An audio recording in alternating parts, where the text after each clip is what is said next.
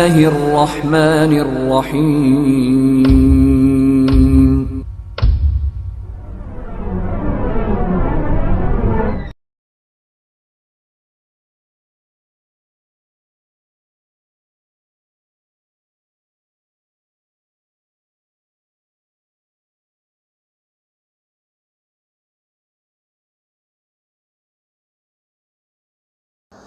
حامداً ومصلياً اما بعد اعوذ باللہ من الشیطان الرجیم بسم اللہ الرحمن الرحیم لقد كان لكم في رسول الله اسوة حسنة رب اشرح لي صدري ويسر لي امري واحلل عقدة من لساني يفقهوا قولي رب زدني علما رب زدني علما رب زدني علما.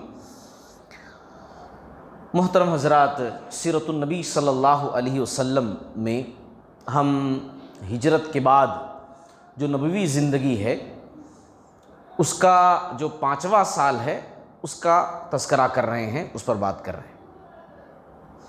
ابھی گزشتہ کچھ قسطوں کے اندر غزوہ بنو مستلق کے بارے میں بھی تفصیل آپ لوگوں کے سامنے بیان کیا گیا، اور اس میں خاص طور سے ایک واقعہ جو ہے واقعی افک، اس کو مکمل طور سے آپ لوگوں کے سامنے رکھا گیا.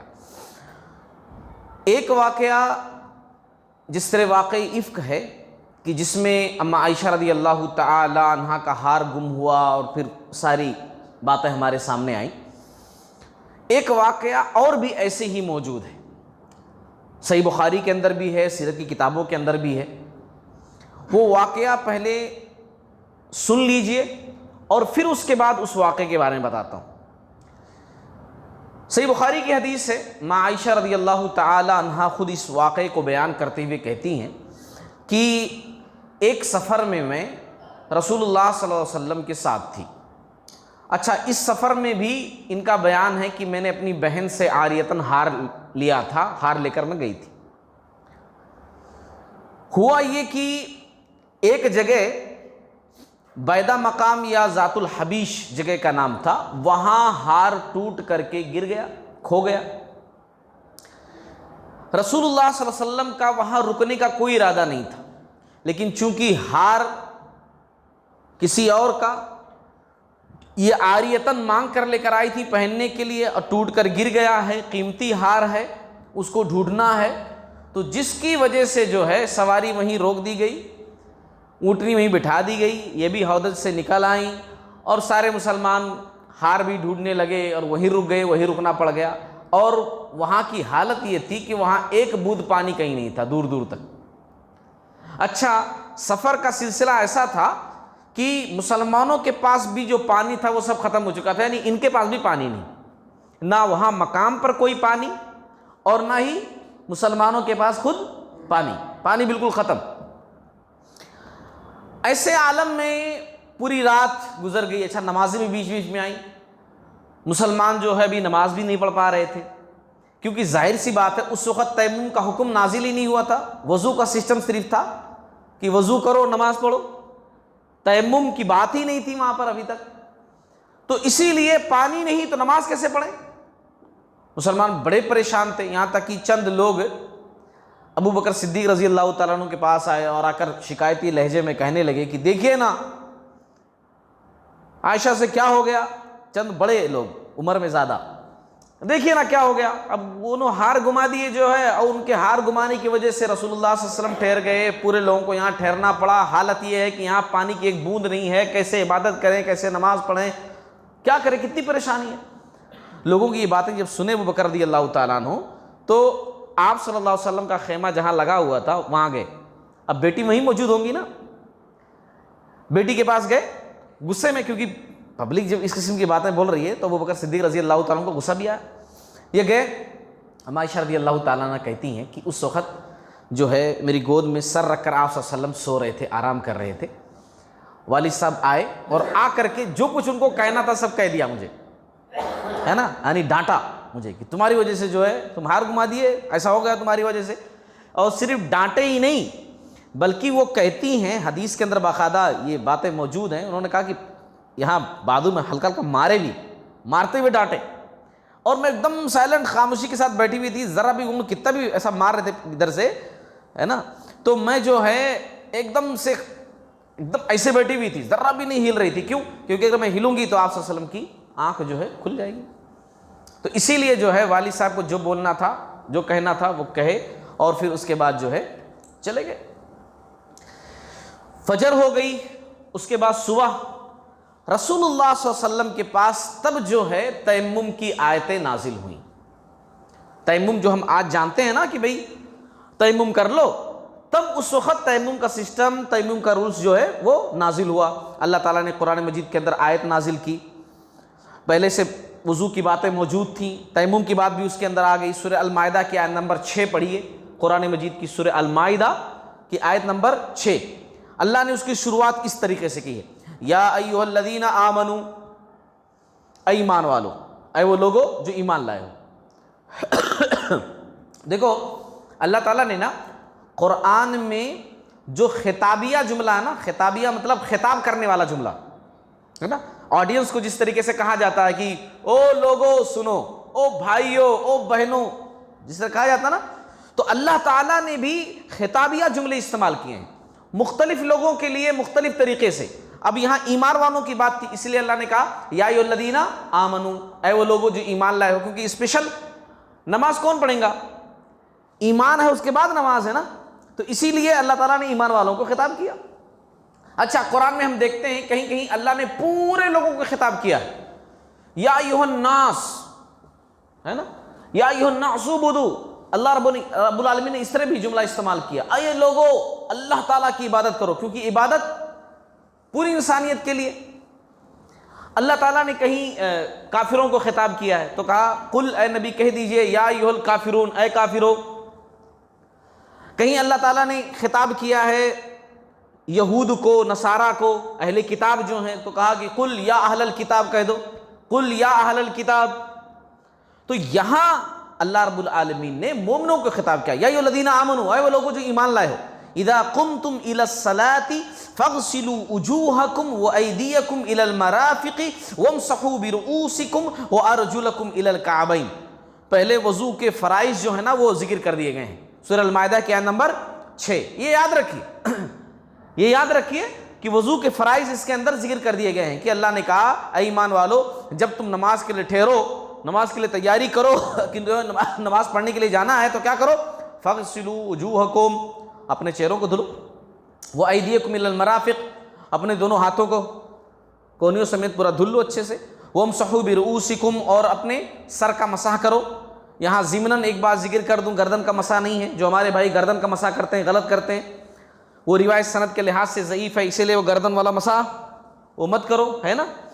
بالوں کا جو آخری حصہ یہاں تک ہے یہیں تک مسح کرو. اور پھر اللہ رب العالمین نے کہا اسی میں وَأَرْجُلَكُمْ إِلَى الْكَعْبَيْنِ, اور اپنے دونوں پیروں کو دھلو. تو یہ تو وضو کے تعلق سے بات ہو گئی. پھر اسی آیت میں اللہ رب العالمین نے آگے کہا ہے کہ آدمی جب جنبی ہو جائے, ناپاک ہو جائے, پانی اس کو نہ ملے, تب اللہ نے کہا فَلَمْ تَجِدُوا مَاءً فَتَيَمَّمُوا صَعِيدًا طَيِّبًا. اسی آیت میں اللہ نے کہا ہے, جو وضو والی آیت ہے, اسی میں اللہ نے کہا ہے کہ اگر تم پانی نہ پاؤ فَتَيَمَّمُوا صَعِيدًا طَيِّبًا, تو پاک مٹی سے تیمم کر لو. اور اس کا طریقہ بھی اللہ نے مختصر بتا دیا, تیمم بھی مختصر ہے, طریقہ بھی مختصر ہے. اللہ نے کہا فَامْسَحُوا بِوُجُوهِكُمْ وَأَيْدِيكُمْ مِنْهُ, تم کیا کرو, اپنے چہرے کا اور ہاتھ کا مسح کر لو. پاک مٹی سے اپنے چہرے کا اور ہاتھ کا مسح کر لو. میں ابھی بتاؤں گا انشاءاللہ تیمم کے بارے میں کچھ باتیں, طریقہ. سب سے پہلے میں یہ بتا دوں کہ جب یہ آیت نازل ہوئی تو پورے مسلمان بڑے خوش ہو گئے, کیونکہ ظاہر سی بات ہے ایک سہولت نازل ہو گئی نا. اس وقت پانی کا بڑا مسئلہ تھا, جس طرح ہمارے پاس الحمدللہ ہے کہ سفر میں پانی کی کوئی دقت نہیں. اس وقت سفر میں پانی کی دقت ہوتی تھی, اور اچھی خاصی دقت ہوتی تھی. اور یہ آیت نازل ہونے سے بڑی سہولت ہو گئی کہ اگر پانی نہیں ہے تو تم کیا کرو, تیمم کر لو. اس طریقے سے تیمم کر لو گے, اس کے بعد عبادت کر لو, آسانی پیدا ہو گئی. اچھا جب یہ آیت نازل ہوئی تو ایک بڑا مشہور جو ہے جملہ ہے اسید بن حضیر رضی اللہ تعالیٰ عنہ کا, کہ انہوں نے خوش ہو کر کہا ما ہی بأولی برکتکم یا آل ابی بکر, اے آل ابو بکر یہ تمہاری کوئی پہلی برکت نہیں ہے، کوئی پہلی برکت نہیں ہے۔ مطلب ان کے کہنے کا یہ کہ ماں عائشہ رضی اللہ تعالی عنہا کی برکت دیکھو، حالانکہ واقعے کو اگر دیکھا جائے تو بہت سارے لوگ اپوزٹ بھی لے سکتے تھے نا، الٹا، کہ بار بار یہ ہار گم کر دے رہی ہیں، ایسا ہو جا رہا ویسا ہو جا رہا، لیکن کہتے ہیں نا کہ مومن کی سوچ پازیٹیو ہوتی ہے، وہ اچھا سوچتا ہے، الٹا نہیں سوچتا ہے۔ تو اب جب آیت بھی نازل ہو گئی اور پختگی ہو گئی کہ ہاں بھائی اس واقعے سے ہار کے گم ہو جانے سے برکت ہی حاصل ہوئی ہے، تب انہوں نے کہا کہ دیکھو ان کا ہار گم ہوا، تھوڑی دقت ہوئی، پریشانی ہوئی، تو اللہ تعالیٰ نے پریشانی کا حل بھی نازل کر دیا، پریشانی کا حل بھی اللہ رب العالمین نازل کیا۔ تب انہوں نے کہا کہ اے آل ابو بکر، یہ تمہاری کوئی پہلی برکت نہیں ہے، تمہاری وجہ سے اسلام کے اندر دیکھو ساری آسانیاں پیدا ہو رہی ہیں۔ انہوں نے جملہ استعمال کیا، اور پھر اس کے بعد واقعے کا جو آخری حصہ ہے ہار کی بات، کہ ہار جو گم ہو گیا تھا، ماں عائشہ رضی اللہ تعالیٰ عنہ کہتی ہیں کہ بعد میں پھر اس کے بعد جب وہ اٹھایا گیا اس اونٹ کو، اس جانور کو، تو اس کے نیچے ہی ہار مل گیا، ہے نا، اللہ کی مرضی دیکھو، ہار کہاں تھا، ڈھونڈ ڈھونڈ کر سب جو لوگ پریشان تھے کہ ہار گم ہو گیا، اور وہ ہار کہاں ملا، اس جانور کے نیچے ہار مل گیا، سب لوگ چلے گئے۔ تو اللہ تبارک و تعالیٰ نے اس طریقے سے جو ہے تیمم کی آیتیں نازل کی ہیں۔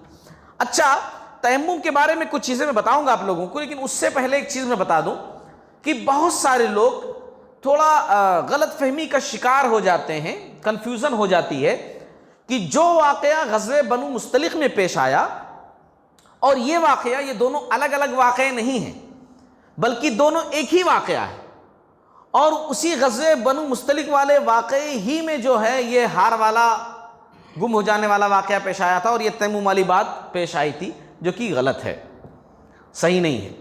اس لیے کہ ایک روایت معجم الطبرانی کی ملتی ہے، اس کے اندر یہ بات ہے کہ ماں عائشہ رضی اللہ تعالیٰ عنہ کہتی ہیں، یہ واقعہ بیان کرتے ہوئے، یہ دوسرا ہار گم ہونے کا واقعہ، وہ خود کہتی ہیں کہ وہ تہمت والا واقعہ جو ہو گیا اس کے بعد پھر میں ایک اور سفر میں نکلی، تو اس سے پتہ چلتا ہے نا کہ وہ واقعہ الگ اور یہ واقعہ الگ۔ اور یہی بات جو ہے حافظ ابن حجر رحمۃ اللہ علیہ کہتے ہیں، اور یہی بات حافظ ابن قیم رحمۃ اللہ علیہ بھی کہتے ہیں، یہ دونوں الگ الگ واقعات ہے نا، دونوں الگ۔ میں اس لیے یہ کنفیوژن دور کر رہا ہوں کیونکہ سیرت کی کتابوں کے اندر اس اختلاف کی بات کی گئی ہے کہ بہت سارے بڑے بڑے علماء بھی اس چیز کے قائل تھے کہ جو ہے یہ دونوں واقعات دو نہیں بلکہ ایک ہی ہیں، جبکہ حقیقت میں یہ دو الگ الگ واقعات ہیں۔ اچھا، اب تیمم کی ذرا سی بات ہم کر لیں۔ تیمم کا طریقہ کیا ہے؟ سب سے پہلے تیمم کی بات آئی ہے نا سیرت کی روشنی میں، تو تیمم پاک مٹی پر آپ ہاتھ ماریں، ایسا پاک مٹی پر ہاتھ مارے، مٹی ہاتھ میں لگ گئی، پاک صاف مٹی ہو، ہے نا، مٹی پاک صاف مٹی، اب ہاتھ ایسا ماریں یا مٹی کا ٹکڑا ہے تو اس پر ایسا کر لیں، ہے نا، دونوں طریقے صحیح، ایک ہی مرتبہ سے مارنا، ایسا نہیں کہ الگ الگ ایک مرتبہ مارے۔ مٹی اگر زیادہ لگ گئی ہے تو آپ جھاڑ بھی سکتے ہو، پھونک بھی سکتے ہو، ہے نا۔ اور اس کے بعد فرسٹ چہرہ، ہے نا، وضو کی ترتیب مت دیکھیے، فرسٹ چہرہ ایسے چہرہ پر کیے، اور اس کے بعد دونوں ہتھیلیوں پر اس طریقے سے مل لیے، تیمم ہو گیا۔ پہلے بسم اللہ پڑھیے، وضو میں بھی بسم اللہ پڑھتے ہیں نا، بسم اللہ، اور پھر اس کے بعد ہاتھ مٹی پر، پھر اس کے بعد اگر زیادہ لگ جائے تو جھاڑ بھی دیجیے، ایسا نہیں کہ آپ پورا چہرے پر لگا لیں مٹی تبھی تیمم مانا جائے گا۔ چہرے پر پہلے ملیے اور پھر دونوں ہاتھوں پر، اس کے بعد وضو کے بعد کی جو دعا ہے وہ دعا استعمال کیجیے، ختم۔ تیمم کا یہی طریقہ ہے۔ یہ بہت اہم چیزیں ہیں، میں بسا اوقات ایسا بھی دیکھا ہوں کہ لوگ نہیں جانتے ہیں، تو جس طرح وضو کیا جاتا ہے نا، تیمم اسی طریقے سے کرتے ہیں، یعنی کہ ایک مرتبہ ہمارے مٹی پر، اس کے بعد یہ ہے، اس کے بعد اشارہ کر رہے ہیں، ناک میں ایسا ایسا کر رہے ہیں، پھر چہرہ کر رہے ہیں، پھر ایسا ہاتھوں پر کر رہے ہیں، پھر مٹی کر کے پھر پیروں پر کر رہے ہیں، اس طریقے سے کرتے ہیں، نہیں پتہ ہوتا ہے۔ تو یہ تیمم کا طریقہ یہی ہے۔ تیمم کب کب کر سکتے ہیں؟ تو دیکھیے، پانی نہ ہو تب تیمم کر سکتے ہیں، پانی ہو مگر اس سے نقصان ہو، ڈاکٹر نے کہا کہ بالکل پانی نہیں استعمال کر سکتے آپ کا کہیں کٹ گیا پھٹ گیا ہے، وہاں بالکل پانی نہیں لگنا چاہیے، آپ بہت زیادہ زخمی ہیں، پانی کا استعمال بالکل بھی نہیں۔ اچھا، نقصان نہیں ہے، پانی ہے اور نقصان بھی نہیں ہے، لیکن آپ اس کو حاصل نہیں کر سکتے ہیں۔ کنویں میں ہے، کوئی چیز نکالنے کے لیے نہیں ہے، یا پھر کوئی بزرگ صاحب ہیں، پانی دور رکھا ہوا، کوئی دینے والا نہیں ہے، وہ اٹھ کر کے جا نہیں سکتے ہیں، بستر چھوڑ نہیں سکتے ہیں وہ، تو اب وہ بھی تیمم، اس کے بازو میں مٹی اٹی ہو وہاں تیمم کر لیں اور نماز جو ہے پڑھ لیں اس طریقے سے۔ ایک چیز اور بھی جان لیجئے کہ کیا غسل کے لیے بھی تیمم کافی ہو جائے گا؟ بالکل کافی ہو جائے گا۔ یعنی آدمی کو غسل کی ضرورت ہے اور سیم سچویشن ہے کہ پانی نہیں ہے، یا پانی ہے مگر نقصان ہے، وہ نہا نہیں سکتا ہے، اور جبکہ وہ ناپاکی کی حالت میں ہے، اس کے لیے ضروری ہے کہ وہ غسل کرے، تو سیم ایسے ہی تیمم کر لے، وہ پاک صاف ہو جائے گا۔ تیمم سیم، اب اس کے لیے نہیں کہ مٹی سے نہا لے، کہ ہے نا کہ اب جس طرح پانی سے نہاتا تھا اس کو مٹی سے نہانا پڑے گا، نہیں۔ میں اس لیے ایسا کہہ رہا ہوں، صحابہ کرام کے وقت میں ایسا ہوا ہے، ایک دو واقعات ایسے ہوئے ہیں۔ اسلام کا ابتدائی دور ہے نا، مدنی زندگی کا، یہ نئے نئے مسئلے آ رہے تھے، نازل ہو رہے تھے، کچھ لوگ اچھے سے جانتے تھے، کچھ لوگ اچھے سے نہیں جانتے تھے، تو اس میں کنفیوژن ہو جاتی تھی۔ ایسے ایک دو واقعات احادیث کے اندر ملتے ہیں کہ ایک مرتبہ ایک جگہ پر جو ہے ایک آدمی بیچارہ بہت زخمی ہو گیا، وہ صحابی تھے، زخمی بہت زیادہ ہو گئے، اور اب زخمی ہو گئے تو اب پانی سے ان کو نہانا نہیں ہے، تو جنبی ہو گئے، زخمی بھی ہیں اور جنبی مطلب ناپاکی کی حالت، یہ بار بار جو میں کہتا ہوں نا جنبی ناپاکی کی حالت، تو ناپاکی کی بھی حالت ہے، ان کو غسل کرنا ہے، تو انہوں نے مشورہ کیا لوگوں سے کیا کرنا۔ وہاں جتنے لوگ تھے ان کو علم نہیں تھا، انہوں نے سیدھے سیدھے بول دیا کہ نہیں کچھ بھی ہو تم کو نہانا ہی پڑتا۔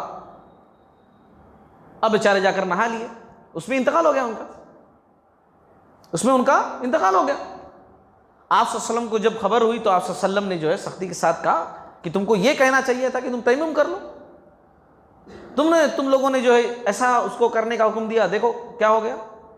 اور ایک مرتبہ تو ایسا بھی واقعہ ہوا کہ ایک صاحب کو جب غسل کی ضرورت پڑی تو انہوں نے کیا کیا، سیدھا سیدھے مٹی میں لوٹ پوٹ لگا دی، پورا اسی میں لوٹ پوٹ ہو گئے پوری مٹی میں۔ اس کے بعد انہوں نے سوچے کہ ہاں اب میں پاک صاف ہوا ہوں۔ بعد میں جب آپ صلی اللہ علیہ وسلم تک یہ بات پہنچی، آپ صلی اللہ علیہ وسلم کو بتائی گئی یہ بات، تو آپ صلی اللہ علیہ وسلم نے کہا نہیں اتنا کچھ کرنے کی ضرورت نہیں تھی، صرف پاک مٹی پر بسم اللہ کہہ کر تم ہاتھ مارتے، چہرے کا مسح کرتے، ہاتھ کا مسح کرتے، کافی تھا تمہارے لیے، یہ خواہ مخواہ تم جو ہے اتنا لمبا چوڑا کر بیٹھے۔ تو یہ چیزیں بھی جاننا چاہیے۔ اچھا، تیمم کن کن چیزوں سے ٹوٹ جاتا ہے؟ جن چیزوں سے وضو ٹوٹ جاتا ہے انہی چیزوں سے تیمم بھی ٹوٹ جاتا ہے۔ ہاں، اس میں ایک ایکسٹرا چیز ہے، اور وہ کیا ہے؟ غور سے سن رہے ہیں نا؟ وضو میں تیمم میں کیا فرق ہے؟ وضو میں خاص چیز پانی موجود ہے اور تیمم میں پانی نہیں ہے۔ وضو جن جن چیزوں سے ٹوٹ جاتا ہے تیمم بھی ان چیزوں سے ٹوٹ جاتا ہے، لیکن ایک چیز ایکسٹرا ہے تیمم کے اندر۔ ہاں ماشاءاللہ، اللہ تعالیٰ اچھا رکھے آپ لوگوں کو۔ پانی جب مل گیا تو ظاہر سی بات ہے تیمم ٹوٹ نہیں گیا، پانی نہ ہونے کی صورت میں تیمم کیا تھا، لیکن جب آپ کو پانی مل گیا تو وہ تیمم آپ کا ختم ہو گیا نا، اب تھوڑی کہہ سکتے کہ پانی نہیں ہے۔ ہاں، ایک باریک سا مسئلہ یہاں جان لو کہ اگر کوئی نماز آپ جو ہے پڑھ لیے تیمم کر کے، پڑھ کر کے ابھی سلام پھیرے بیٹھے، اس کے بعد دیکھے کہ ارے پانی لا کر کوئی رکھ دیے ہیں، ہے نا، پانی لا کر کوئی رکھ دیے ہیں، تو آپ کو دوبارہ دہرانے کی ضرورت نہیں ہے کہ نہیں اب وہ نماز نہیں تھی، نماز آپ کی ہو گئی، نماز آپ کی ہو گئی۔ اس سلسلے میں حدیث کے اندر واقعات ہیں، دو صاحب تھے، دو آدمی تھے، ان کے ساتھ سیم مسئلہ ہوا کہ بھئی تیمم بنا کر کے جو ہے نماز پڑھے دونوں لوگ، پھر اس کے بعد پانی ان کو مل گیا، فوری بات کوئی لایا یا مل گیا، نظر پڑ گئی ہاں بھی پانی ہے، پہلے نہیں معلوم تھا، تو اب کیا کیے؟ ایک صاحب بولے کہ نہیں میں تو پڑھ چکا ہوں، اگر دوبارہ مجھے دوسری نماز پڑھنی ہوگی تو پھر سے میں وضو کروں گا، نماز پڑھ لوں گا دوسری والی۔ ایک صاحب بولے کہ نہیں میں تیمم بنا کر پڑھا تھا، پھر سے وہی نماز پڑھوں گا وضو کر کے۔ تب آپ صلی اللہ علیہ وسلم کے پاس جب یہ مسئلہ پہنچا تو آپ صلی اللہ علیہ وسلم نے ان سے کہا کہ جو تیمم سے ہی کافی سمجھ لیے تھے، بولے کہ تم ٹھیک کیے، اچھا کیے، اور جو صاحب وضو کر کے پھر سے پڑھ لیے تھے ان کو بولے کہ تم کو 2 گنا اجر ہے، تم کو ڈبل اجر ہے، یہ آپ صلی اللہ علیہ وسلم نے کہا ہے نا۔ تو یہ باریک سا مسئلہ یہ بھی جو ہے جان لیجیے تیمم کے بارے میں۔ اچھا چلیے یہ تو خیر بات تھی تیمم کے بارے میں، اور یہ واقعی اس سلسلے میں ضمناً یہ بات آ گئی تھی تیمم کی۔ اب جو